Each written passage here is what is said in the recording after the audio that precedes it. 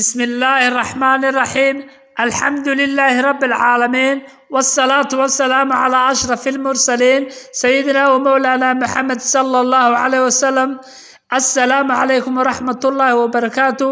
waxaan halkan ka salaamayaa dhammaan Soomaali Maxamed meel walba ay joogaan. waxaan wadnay gabayadii diiniga ahaa ee taxanaha gabayga maanta waxa la yiraahdaa alle. waxaanu ka hadlayaa alle subhanahu wa ta'ala.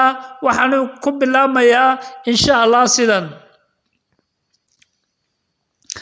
alle wax ku adag ma jiro, isagay malaa'igta aadamaha iyo junuudiisa kaligii og yahay u adeegaan. alle awoodiisu iyo itaalkiisu ogabay la yaab leh. isagaa ifka alkumay umiyahoo idil adoomana u yihiin, isagaa dhammaantood arsaaqa. alle isagaa amarka kaligii iskii u leh umuuraha adduunka, isagaa arrimiya. alle isagaa aakhiro ibnu aadan aqoontiisa ku kala xukumi iyo cilmigiisa.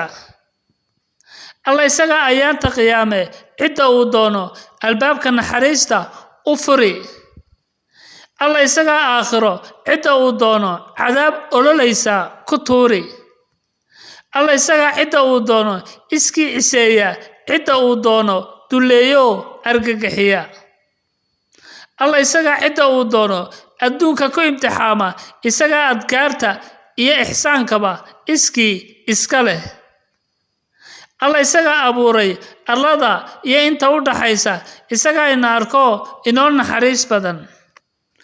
alle isagaa aafooyinka inaga awda, ina ilaaliyo.